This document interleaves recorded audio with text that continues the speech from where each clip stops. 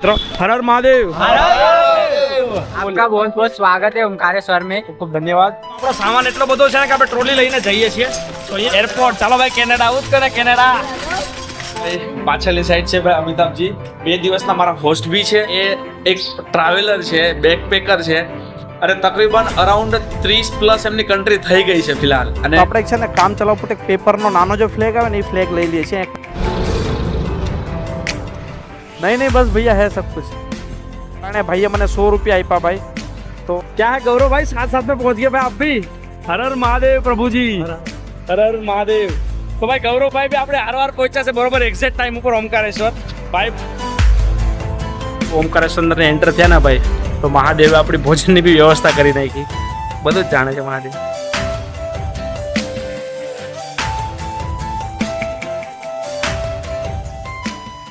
તો હેલો મિત્રો good morning સુપ્રભાત તો બધાનું સ્વાગત છે એક નવા દિવસ અને નવા સફરની અંદર તો ફિલહાલ આજે મારી ભારત યાત્રાનો છે 17મો દિવસ અને બસ હું અત્યારે છું ભાઈ ઉજ્જૈનની અંદર અને જો અમારી ડોરમેટરી છે ત્યાં રોકાયેલો તો ભાઈ 2 રાત રોકાયો હતો અહીંયા અને 1 દિવસ ગઈકાલનો તો આજે 17મા દિવસે સવારે બસ હું અહીંયાથી હવે ચેકઆઉટ કરી અને નીકળું છું આજે આપણે જવાનું છે ઓમકારેશ્વર અહીંયાથી ઓમકારેશ્વરનો ડિસ્ટન્સ છે એ છે 150 કિલોમીટર 150 કિલોમીટર આજે આપણે કવર કરવાનું છે અને ફિલહાલ સવારના 8 વાગી ગયા છે અને બધું સેટઅપ વગેરે થઈ ગયું છે તો ભાઈ આ ડોરમેટરી જેવા મને ટૂંકમાં રહેવા માટે જેમણે મને હેલ્પ કરી તો જેમણે મને આ ડોરમેટરી રહેવા માટે આપી તો એમના ઓનર અને એક ખુદ ભાઈ ટ્રાવેલર છે આઉટ સર્ફિંગની સાઇટ ઉપરથી જ ટૂંકમાં મને મળ્યા હતા તો મારા હોસ્ટ બી કહેવાય તો બસ મારા હોસ્ટ નીચે આવી ગયા છે સ્પેશિયલી 2 દિવસથી મળવા માટે વાતચીત કરતા હતા તો સ્પેશિયલી ચાલો આપણે એને મળી લઈએ અને મારે બી ઘણો બધો ઈચ્છા હતી એમને મળવાની તો નીચે આવી ગયા છે એમનો ફોન બી આવી ગયો ચાલો આપણે નીચે જઈએ એમને મળવા માટે તો ભાઈ પાછળની સાઈડ છે ભાઈ અમિતાભજી તો જેમણે આજના મારા શું કહેવાય 2 દિવસના મારા હોસ્ટ બી છે અને મને હોસ્ટ કરીને સૌથી મેઇન કે ભાઈ એ એક ટ્રાવેલર છે બેકપેકર છે અને તકરીબન અરાઉન્ડ 30 પ્લસ એમની કન્ટ્રી થઈ ગઈ છે ફિલહાલ અને બહુ રિસેન્ટલી ટૂંકમાં આઉટ ઓફ કન્ટ્રીથી ભાઈ આવ્યા છે અને શિડ્યુલ કાફી એમનું વ્યસ્ત હતું છતાં બી સ્પેશિયલી ટૂંકમાં ટાઈમ કાઢી અને મને મળવા માટે આવ્યા મારી ફોનમાં બી કાફી વાતચીત થઈ અને જેવું મેં કાઉ સર્ફિંગની અંદર રિક્વેસ્ટ નાખી હતી ને તો ટૂંકમાં સમથિંગ અડધી કલાકની અંદર એમનો રિસ્પોન્સ આવી ગયો તો મને બી બહુ નવાઈ લાગી ગઈ એમ મેં કીધું એકવાર જાઉં તો ભાઈને જરૂર મુલાકાત કરીશું કાલે રાત્રે ના મળી શકે તો અત્યારે ભાઈ મુલાકાત કરીએ છીએ ને કંઈ ને કંઈક બીજા ટ્રાવેલર મળતા હોય તો ઘણી બધી एक्सपीरियंस शेयर થતા तो बहुत मजा आवे तो बस thank you so much sir ji कि मतलब आपने होस्ट किया और आपका इतना सारा मतलब टाइम दिया स्पेशली मिलने के लिए अच्छा आपकी जर्नी और इंस्पिरेशन है पूरा ऑल ओवर इंडिया जो आपका यूट्यूब चैनल देखते हैं सबको इसी तरीके से घूमना भी चाहिए जी और बजट बैकपैकिंग करना चाहिए 100% अच्छा आप मैसेज दे रहे हैं सभी लोगों को जी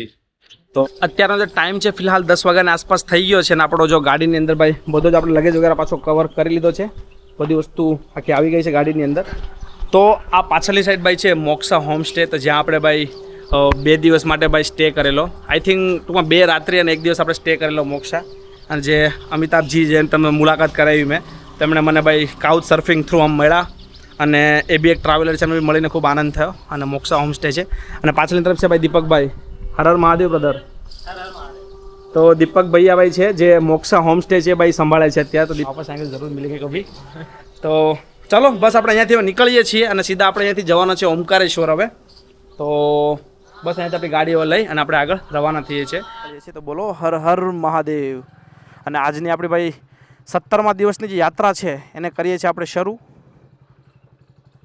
હા થોડો રસ્તો ભાઈ બને છે આઈ થિંક અહીંયા શેરીમાં તો ભાઈ अगर अमित भैया भी मारा व्लॉग जोए છે અમિતાભજી જેમણે મને ભાઈ હોમ સ્ટે આપ્યો ને એકચ્યુઅલી મારા ફર્સ્ટ હોસ્ટ હતા મેં લાઈફમાં મારો ફર્સ્ટ વખત મેં ક્યાં હોસ્ટિંગ કરી છે તો એમના માટે અમિતાભ ભાઈનો બી ખૂબ ખૂબ ધન્યવાદ ખૂબ ખૂબ આભાર અગર મારો વ્લોગ વગેરે જોઈ રહ્યા છે તો આવી કાંઈક છે ભાઈ ઉજ્જૈન નગરી તો ઉજ્જૈન નગરીમાંથી ફિલહાલ આપણે નીકળી રહ્યા છીએ બહાર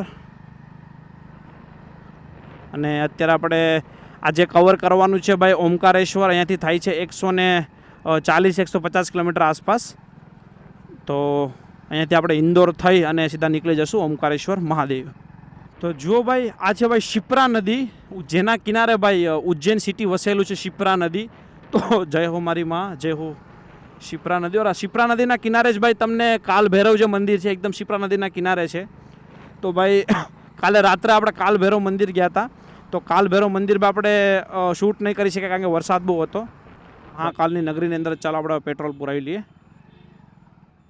તો ભાઈ આપણો જે ઇન્ડિયન હતો ને ભાઈ એ છે ને ભાઈ રસ્તામાં ક્યાંક તૂટીને પડી ગયો છે. તો આપણે એક છે ને કામ ચલાવવા પર એક પેપરનો નાનો જે ફ્લેગ આવે ને એ ફ્લેગ લઈ લઈએ છીએ. એક પેટ્રોલ પંપ ઉપર ભાઈ સાથે વાત કરી તો એમણે આપણને એક ફ્લેગ આપી દીધો છે નાનો એવો.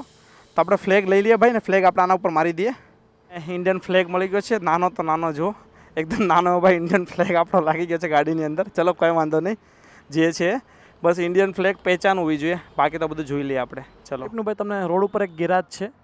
તો મેં ભાઈ કાલે મારી ગાડી સર્વિસ કરાવી તો ગાડી મારી સર્વિસ થઈ નહીં. તો ભાઈ મેં વિચાર્યું કે ચાલો રસ્તામાં એકવાર ઓઇલ ચેક કરાવી લઉં. ખરેખર મેં ઓઇલ ચેક કરાવ્યું તો ઓઇલ એકદમ ઘટી ગયું હતું. તો ભાઈ સારું થયું કે મેં ઉજ્જૈનની અંદર જ ઓઇલ પુરાવી લીધું. હવે આપણે 2000 કિલોમીટર સુધી પ્રોબ્લેમ નહીં ગાડીમાં.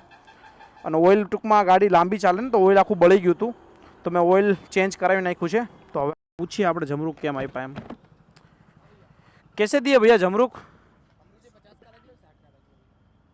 ये कैसा अच्छा मीठा होगा? टेस्ट कराइए एक. ये कहाँ से लेके आया? तो गांव से लेके क्या? अच्छा ભાઈ જો પાછળની તરફ આ સાઈડ જે રોડ ઉપર જે લોકલ ભાઈ વેચતા હોય ને ગામડાના જે એક જમરૂખ આવે અહીંયાથી, તો રસ્તામાં આપણે મસ્ત જમરૂખ લઈ લીધા છે. સવારમાં ભાઈ કંઈ નાસ્તો આપણે કર્યો નથી. ચોલો મેં કીધું રસ્તામાં કંઈક ફ્રૂટ મળી જાય તો વધારે સારું. તો આપણે એક ફ્રૂટ લઈ લીધું છે. મસ્ત છે, મીઠા છે ભાઈ.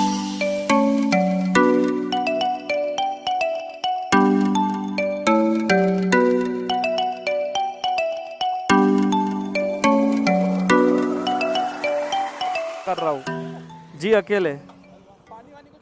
नहीं नहीं बस भैया है सब कुछ, बस है सब कुछ. अभी जस्ट पी के निकला हूँ पेट्रोल पंप से आगे से. हाँ भैया, हाँ उज्जैन हो गया महाकाल, अब ओमकारेश्वर जा रहा हूँ भैया જી. તમે નાસ્તો પાણી કરો તો જમી લો. તો મેં જમવાની ના પાડી કારણ કે મારે આગળ જાય છે, લેટ બી થાય છે. તો પરાણે ભાઈએ મને 100 રૂપિયા આપ્યા ભાઈ. તો 100 રૂપિયા ભાઈ આપ્યા કે તમે આગળ જઈને ભાઈ નાસ્તા પાણી તરફથી મારા તરફથી રાખી લો એમ ને નાસ્તો પાણી કરી લેજો. તો ભાઈ આવા બી લોકો તમને મળી જાય. તો ચાલો ભાઈ મહાદેવ ભાઈ એમની યાત્રાને ભાઈ સફળ કરે જ્યાં બી આગળ એ ભાઈ જાય છે. અને મહાદેવ એમને 100 રૂપિયાની જગ્યાએ ભાઈ ડબલ આપે. તો ઉજ્જૈનના ભાઈ લોકો ભાઈ બહુ એટલે બહુ પ્યારા અને બહુ પ્રેમાળ લોકો છે ઉજ્જૈનમાં. અને ઉજ્જૈનનો જે આપણે સફર હતો ને ભાઈ બહુ એટલે બહુ સારો રહ્યો. અને બહુ એટલે બહુ ભાઈ મદદ ટૂંકમાં લોકોએ આપણી કરી ઉજ્જૈનની અંદર. અમિતાભભાઈ મળ્યા, ઘણા બધા લોકો એટલા સરસ સરસ ભાઈ મળ્યા. તો મધ્યપ્રદેશના જે લોકો છે ને ભાઈ ખરેખર આપણી જે મધ્યપ્રદેશની ટ્રીપ છે ને બહુ સારી જાય છે. અને મધ્યપ્રદેશના લોકો છે ને એ બી ભાઈ બહુ પ્રેમાળું છે, બહુ દયાળુ છે ભાઈ ગુજરાતના લોકોની જેમ એમ. જોઈ લો ખાલી ઘાટ જુઓ તમે.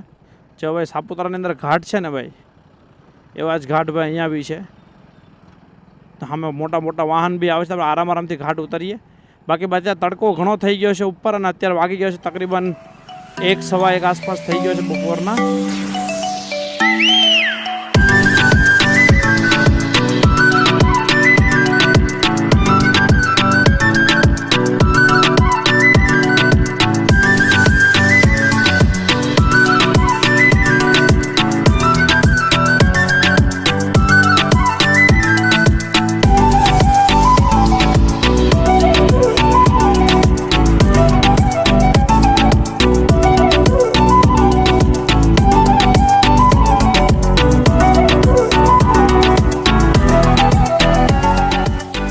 શહેર સરસ મજાનું ભાઈ નર્મદા માતાના આપણા દર્શન થયા હતા હમણાં રસ્તામાં.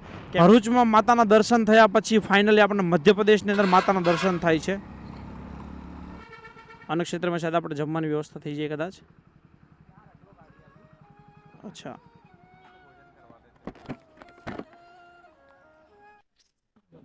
તો ભાઈ અહીંયા આપણે એક જગ્યા પર ઉભા રહેતા. અહીંયા રસ્તામાં ભાઈ હનુમાનજી અને ગણપતિ મહારાજનું મંદિર છે, ત્યાં આપણે થોડીક ભોજન પ્રસાદી લેશું.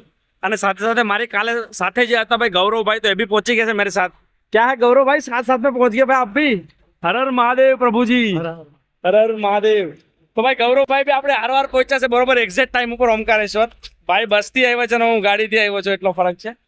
तो यहाँ पे एक भैया मतलब मिले रास्ते में, भोजन के लिए उन्होंने बोला है. तो अभी तो दूसरा कुछ अवेलेबल नहीं, कड़ी चावल ऐसा थोड़ा बहुत कर लेते. તો ભાઈ જો એક સરસ મજાનો ભાઈ આશ્રમ છે અને ત્યાં ભાઈ ભોજન પ્રસાદી માટે આપણે ભોજન લઈ લઈશું હમણાં જે કંઈ અવેલેબલ હશે.